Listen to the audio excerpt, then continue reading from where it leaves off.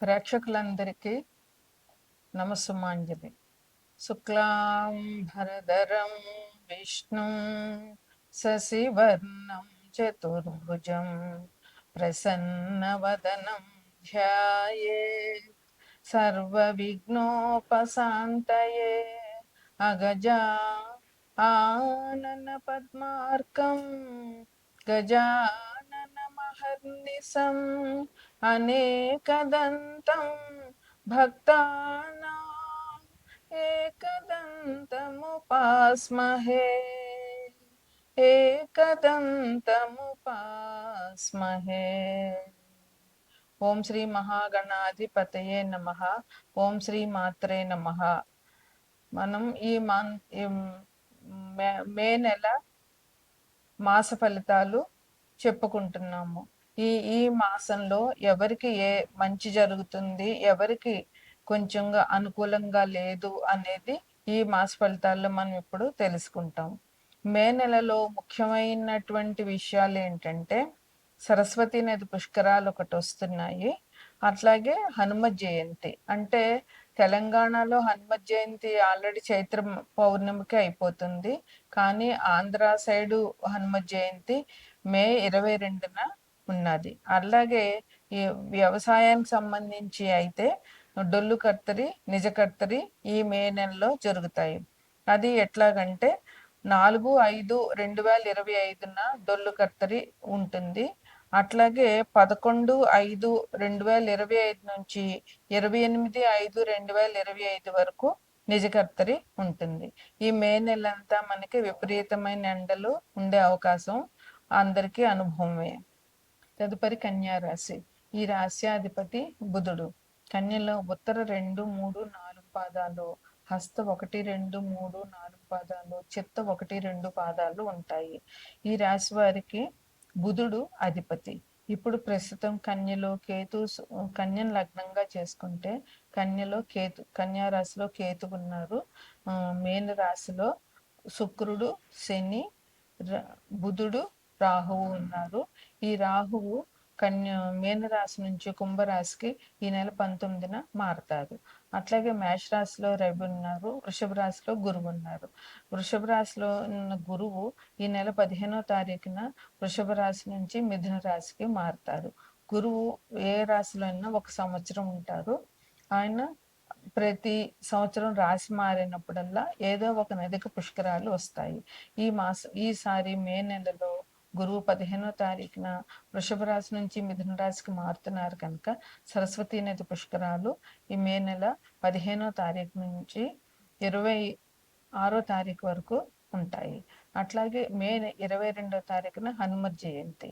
అంటే హనుమత్ జయంతి తెలంగాణ వారు చైత్ర పౌర్ణమికి చేసుకుంటారు. కానీ ఆంధ్ర ప్రజలు మాత్రం హనుమత్ జయంతి ఈ నెల మే 22న చేసుకుంటారు.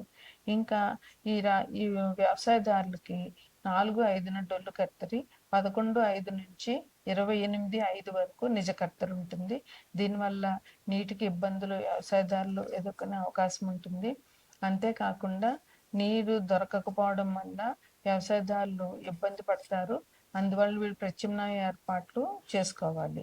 ఈ కన్యా రాశి వారికి ఈ మాసం మరి మంచి యోగదాయకమని కాదు, అట్లాగని బాగలేదనే కాదు, కొంచెం బాగానే లాభ మిశ్రమంగా ఉంటుంది, శుభలాభ మిశ్రమంగా ఉంటుంది. అంటే ఆకస్మికంగా ధన ప్రాప్తి జరిగే అవకాశం ఈ రాశి వారికి ఉంది. అంతేకాకుండా ఆర్థికంగా చాలా అభివృద్ధిలోకి వస్తారు. అనుకూలంగా ఉంటుంది. ఈ మాసం అంతా వీరికి అనుకూలంగా ఉంటుంది. ఎవరికైనా కోర్టు వ్యవహారాలు ఉన్నాయంటే అవి అనుకూలంగా వచ్చే అవకాశం చాలా ఉంది. వ్యాపారస్తులకి చాలా బాగుంటుంది. బుధుడు వ్యాపారానికి కారకుడు. అట్లాగే బుధుడు మీన రాశిలో ఉంచి కన్యా రాశిని తన సప్తమ దృష్టితో చూస్తున్నారు కనుక రాశ్యాధిపతి బుధుని దృష్టి ఉంది కనుక వ్యాపారస్తులకు బాగానే ఉంటుంది. అయితే కేతు లగ్నంలో ఉన్నారు కనుక కేతు దేన్నైనా కట్ చేస్తుంటారు కనుక కొంచెం ఆచితూచి అడుగేయవలసిన అవసరం చాలా ఉంటుంది. కేతుకు పరిహారాలు చేసుకుని వీరు ఏ పనైనా ప్రారంభించినట్లయితే, కేతుకు పరిహారం అంటే గణపతికి చేయడమే.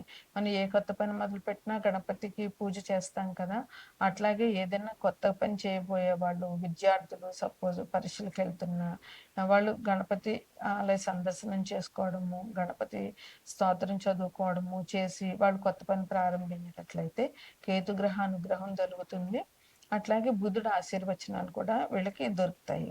ఇంకా వీళ్ళకి కొత్త వ్యక్తుల పరిచయాలు జరుగుతాయి. ఎందుకంటే ఇప్పుడు అందరూ కాంపిటీషన్స్ ఎగ్జామ్స్‌కి వెళ్ళడము, కొత్త క్లాసులు మారడము వల్ల కొత్త కొత్త పరిచయాలు జరుగుతాయి. ఈ పరిచయాలు వీళ్ళకి కొంతమందికి లాభాన్ని, కొంతమందికి నష్టాన్ని చేయవచ్చు. అయితే వీళ్ళు వివేకంతో వాళ్ళ తెలివితేటలు ఉపయోగించి ఏ వ్యక్తి పరిచయం మంచిది, ఎంతవరకు ఏ వ్యక్తితో మనం నడుచుకోవాలి, ఎంతవరకు ఆ వ్యక్తిని నమ్మాలి అనేది వాళ్ళ విచక్షణ మీద ఆధారపడి ఉంటుంది.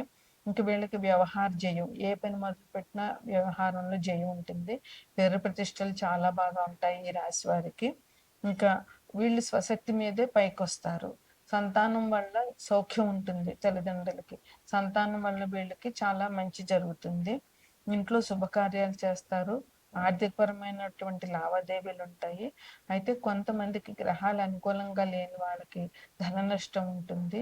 స్థల మార్పులు ఉంటాయి. అంటే డిప్యుటేషన్ మీద వెళ్ళడము లేదా ప్రమోషన్ మీద ట్రాన్స్ఫర్ జరగచ్చు. లేదా ఇల్లు కూడా మారడము లేదా కొత్త ఇంట్లోకి ప్రవేశించడము ఇట్లాంటివన్నీ ఉన్నాయి.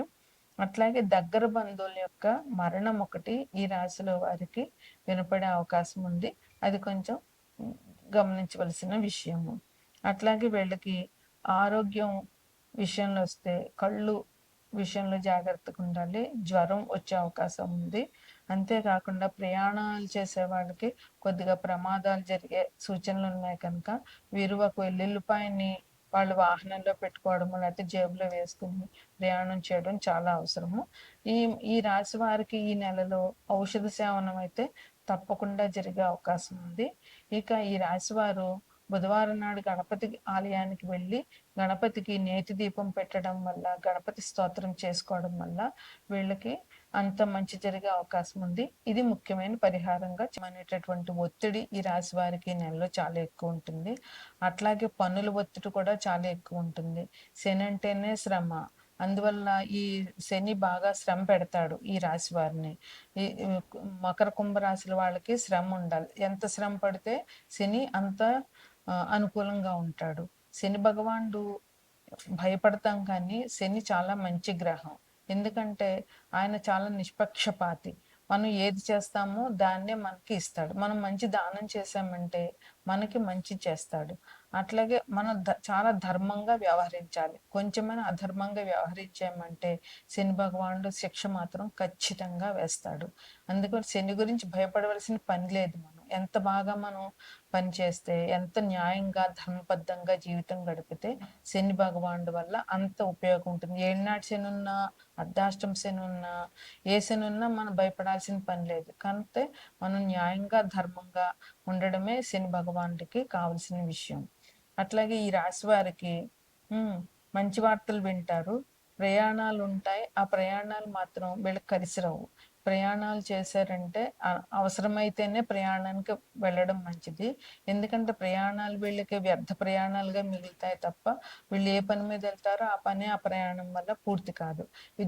విద్యార్థులకి బద్ధకం వదలకుండా, ఎందుకంటే శని బద్ధకాన్ని ముందు మనకి ఇస్తాడు. కానీ మనం దాన్ని ఎదుర్కొని చదివితే కనుక మంచిగా ఉంటుంది. అందువల్ల వీరు భయపడకుండా శ్రద్ధగా చదవడం అవసరం. వ్యాపారస్తులకి వ్యాపారం బాగుంటుంది. అట్లాగే ఉద్యోగస్తులకి ఉద్యోగంలో కూడా అలసట ఉంటుంది. ఎందుకంటే పని ఒత్తిడి ఎక్కువగా ఉండడం మూలంగా. కానీ ధైర్యంగా అలసటని జయించి కష్టపడి పనిచేయడం వల్ల మంచిది ఉంటుంది. శనికి అభిషేకం చేసుకోవడము, శని భగవానుడి స్తోత్రం చేయడము, లేదా నీలాంజన సమాభాసం రవిపుత్రం యమాగ్రజం ఆ స్తోత్రాన్ని 108 సార్లు చదవడము. 108 సార్లు చదవలేకపోతే 21 సారి 11 సార్లు శనివారం నాడు చేయడము.